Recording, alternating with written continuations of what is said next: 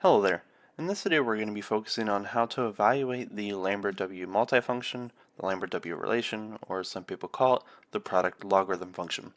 In case you are not already aware of it, so the product logarithm function of the Lambert-W relation has the property such that if x times e to the x is going to be equal to some number a, then we can apply the Lambert-W relation w to both sides of this expression.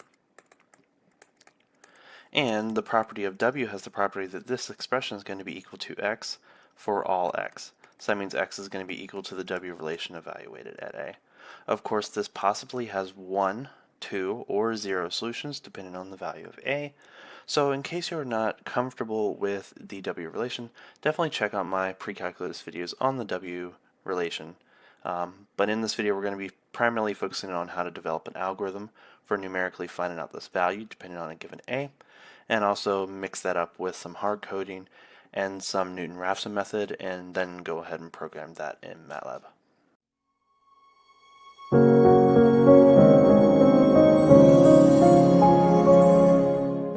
Alright, so the first thing that we need to do is create a function in order to find the zeros of, since we're going to be going through a Newton-Raphson iteration method.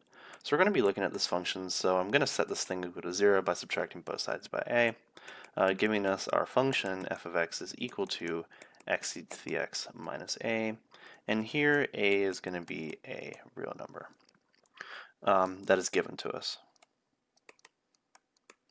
And our goal is to find WA is approximately equal to something where this answer is the x-intercepts or sept or none of f. So that's pretty much the idea.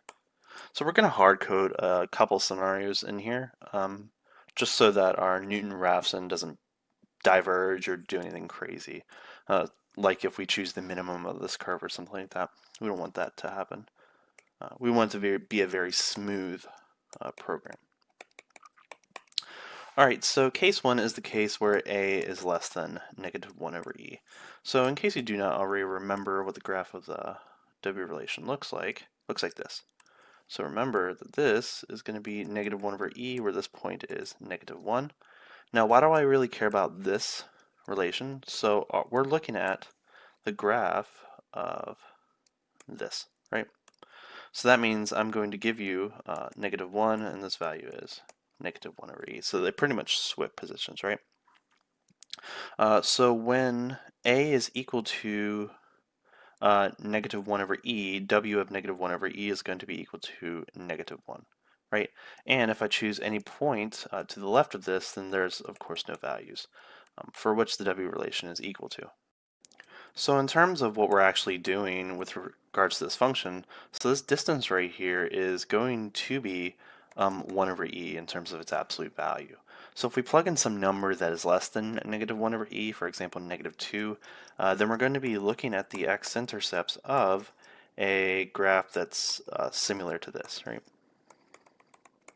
Right. So here, this distance or this shift here is a. So clearly there is no x-intercepts of this curve, which is why the w relation does not have any values there. So if the user gives us a value that is less than negative 1 over e, then we're going to say that WA is not an R, or WA is undefined in R. Either one of these is equivalent in terms of their validity. The second case is the case where a is equal to negative 1 over e, so this is no problem. We can hard code this if we want, so that's going to be the case where we is going to be equal to negative 1. So if they give us exactly negative 1 over e, we're just going to tell them that w of negative 1 over e is negative 1, no big deal. We don't have to run a Newton-Raphson method for that. Similarly, case 3 is the case where a is equal to 0. It's very easy to see that w of 0 is going to be equal to 0, that's no big deal. Case 4 and case 5 is where it begins to get interesting, right? This is where we're going to begin our Newton-Raphson iterations. So case 4 is going to be the easiest case, right? So this is going to be the case where a is greater than 0. So if a is greater than 0, so that means we're subtracting a positive number from XEX. So instead of our horizontal asymptote being at the the x-axis, it's then going to shift down a little bit, and then it's going to have this type of behavior. So clearly if a is greater than 0, then we're going to have one solution, right? So one solution. So we're going to have, WA is equal to, and we're going to denote the solution by W0 of A, right? And it's going to be approximately equal to something, right? So that's the principal branch. Remember, the principal branch of this relation is to the right of this minimum, and the secondary branch is to the left, right? And since the Newton-Raphson method requires an initial point, we're going to choose x0 to be greater than -1 over e. Now, which point can we choose bigger than 1 over e? It doesn't really matter. We can choose 0. So we can choose our initial point to be 0. That's no big deal. And then we can run that iteration method until it converges, which it will. Case 5. So case 5 is the case where a belongs to the interval -1 over e comma 0. So if this is the case, our initial curve, which looks like this, we're going to be shifting this up just a tad bit. So we're going to be having a curve that looks like this, right? So if we shift it up by some number in between these two, then we're going to have two solutions, right? So there's solution 1, solution 2. So remember, we call this the initial branch, or the principal branch, and we call this the secondary branch, or we denote it by W sub 0, -1 of A. Alright, so in terms of points for which this should converge, remember that this minimum is -1 over e, so we can pick points to the left and to the right of this. So we can say choose x0 to be equal to 0 for the principal branch convergence starting point, and we can choose x0 to be equal to some number less than -1 over e. A good point would be, say, -3 or something. Doesn't really matter. You can choose it depending on the value of a that's supplied, but I'm not going to go through that numerical analysis of the scheme, right? So this will give us two solutions where they are W0 of a is equal to something and W-1 of a is equal to something else. So now that we pretty much have our algorithm and we've covered the entire spectrum of possible A's that can be given to us, 3 cases for which we can hard code, one that will require 1 Newton-Raphson iteration, and another case that will require 2 Newton-Raphson iterations, namely these secondary branch, principal branch problems. So now we can just go to Matlab and start programming this up. So before we start this, make sure you have a Newton-Raphson method already to go so that we can use that directly.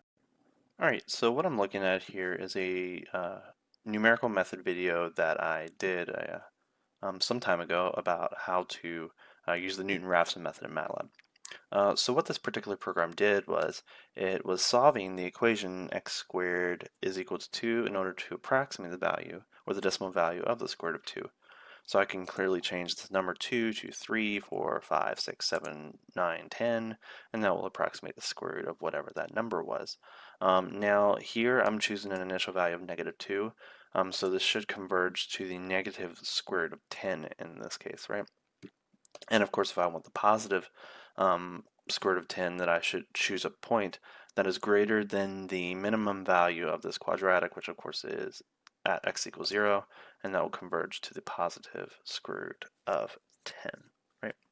So the function that I'm going to be looking at here is, of course, x times e to the power of x minus the value of a, where a is going to be defined to be equal to something.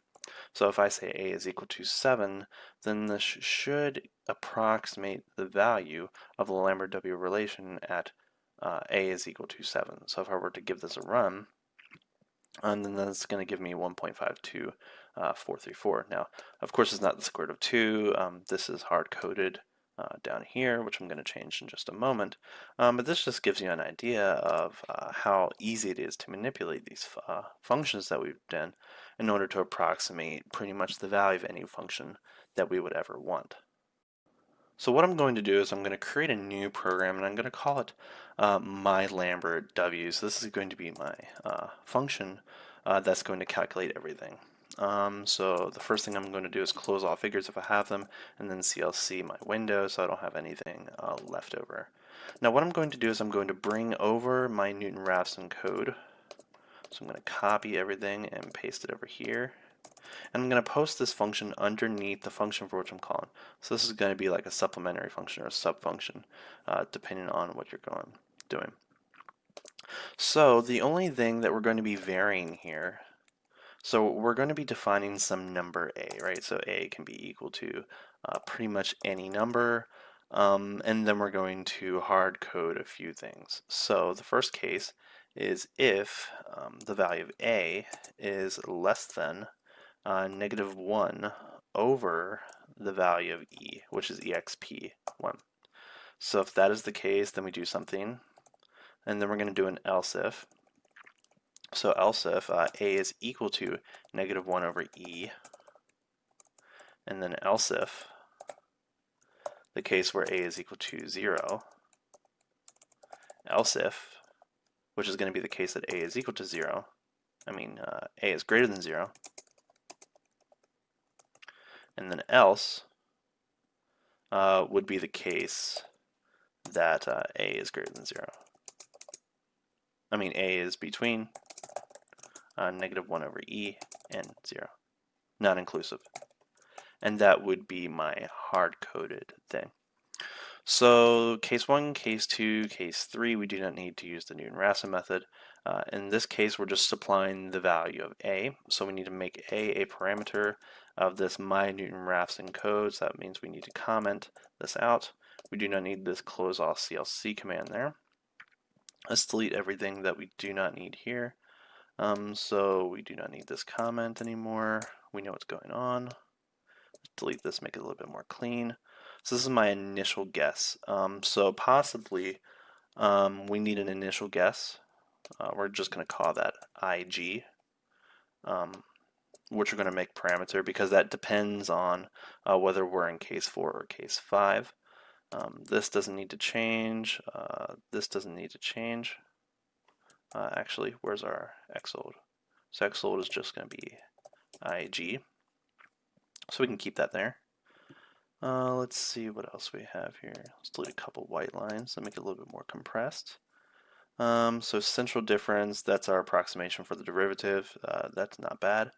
We do not need to display anything, right? We're going to be displaying that in the primary function. And I believe that's it. So WA is going to be my return value, right? And we're going to be outputting what? So WA is going to be equal to X new, which is going to be the value that is outputted from this function when we're done, right? So this is our modification of our old code, right? So let's just give this a brief overview. What's going on here? Really? Oh, that should be an equal sign. Okay, cool. All right, so if this is true, then we're going to say that this, so brackets, so if a is less than -1 over e, so what is that? That means W of a, and I guess we can tell them what that number is. So num2 string a, close parentheses, is undefined in R.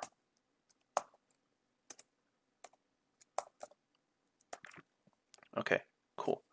So let's just pick a number just to test this out. So -1,000, 10,000 is definitely going to fall into that category. So if we input that, then W of -1,000 is defined in R, so everything is wonderful. And if we choose a number bigger than 0, so 88 or something, it shouldn't be doing anything since we haven't covered that case. So everything is working good so far.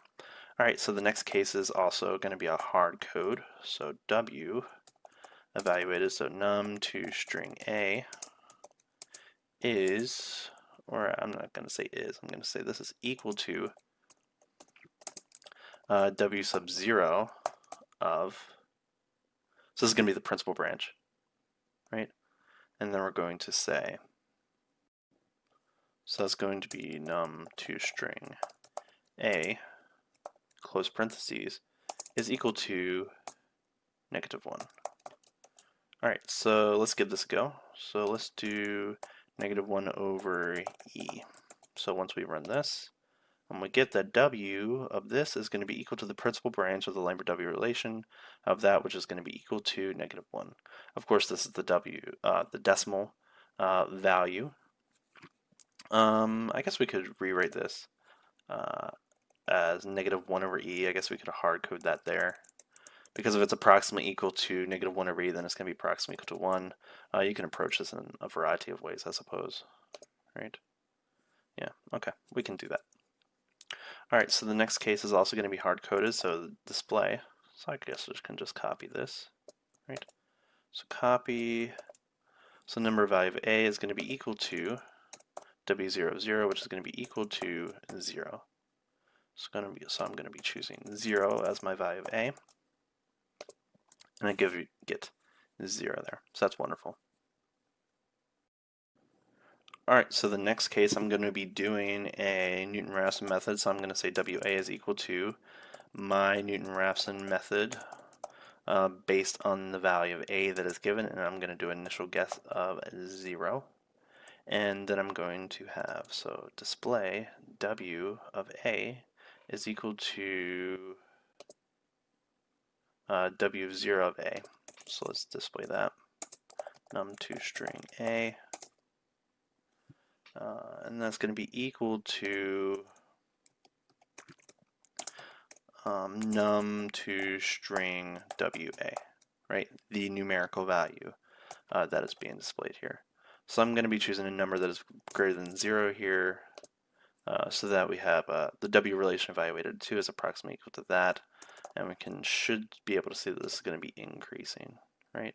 So everything is working great there. Now the case where a is between -1 over e and 0 is going to be the same. So WA1 is going to be equal to my Newton-Raphson method at a. So this is my principal branch, 0. And I'm going to do an initial guess of 0 there. And WA minus 1, or N1, -1, is going to be my Newton-Raphson method with a, and I'm going to choose -3 as my initial starting point. So display, so W of num2 string a has 2 values, right? So display, alright, so let's do, so W sub 0 of a is equal to, and then we're going to num2 string WA0, right? And then we're going to have a similar case here. So W sub minus 1 is going to be this. Great. So let's choose, let's see, let's do something really, really close to 0, but on the negative side, so -1 over 10, 1/10. Alright, so this gives us our 2 numerical values of the W relation. So this is a calculator that will give you the W relation evaluated at whatever number you want. So if it's positive, negative, -1 over e, everything should work. Oh no, what's wrong? Oh, that should be 1. So we get -1, we have 0, so everything should work appropriately. Right. Great. So that's pretty much how you can numerically find the values of the Lambert-W relation while still taking into account the multifunction behavior of the Lambert-W relation while implementing the Newton-Raphson method for the numerical scheme. Hope you enjoyed.